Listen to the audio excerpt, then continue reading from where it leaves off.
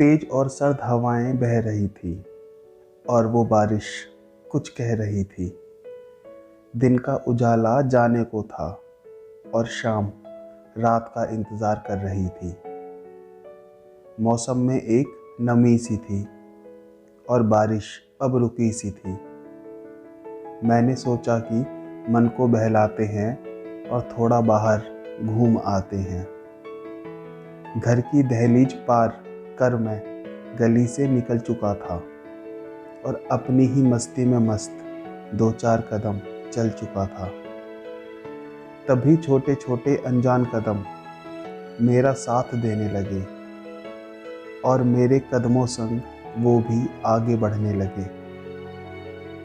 ऐसे मौसम में सड़क पर लोग कम और पानी ज़्यादा था और उस लड़के से बात करने का भी इरादा था।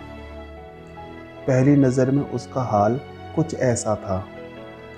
नंगे पैरों के ऊपर हाफ पैंट और कमीज का रंग मटमैला था। बिना तेल के बाल और हाल बेहाल था। कहाँ से आ रहा था वो? अब मन में ये सवाल था। पूछा फिर मैंने उससे, कहाँ से आ रहा है और बड़ी जल्दी में है, कहाँ जा रहा है? हाँ भैया, काम से आ रहा हूँ और माँ इंतज़ार कर रही है ना, इसलिए जल्दी जल्दी जा रहा हूँ। फिर पूछा मैंने कि इस उम्र में काम कर रहा है, सच बोल रहा है या बकवास कर रहा है? फिर बताया उसने कि हाँ भैया, होटल में जाता हूँ और 4,000 रुपये महीने के कमाता हूँ।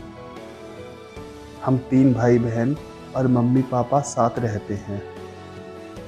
पापा भी रिक्शा चलाने का काम करते हैं।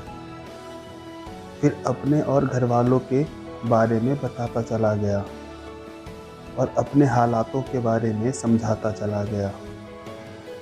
बताया उसने कि कैसे वो छोटा बच्चा बड़ा बन जाता है और हालात कैसे भी हों, वो बस मुस्कुराता है। बताया उसने कि उसके घर का मोड़ आने वाला है और कुछ कदम के बाद वो जाने वाला है। कहा मैंने कि नंगे पैर है, चल चप्पल दिलवा दूं। वो बोला नहीं, अगले हफ्ते तनख्वाह मिलने पर ले आऊँगा, तब तक ऐसे ही काम चलाऊँगा। यह कहते हुए वह गली में मुड़ गया और मुझे निशब्द कर गया। वह नन्हा फरिश्ता मुझे बहुत कुछ सिखा गया और खुशियों की वजह बता गया। वह बता गया मुझे कि नंगे पैर चप्पल वालों से बेहतर चल सकते हैं।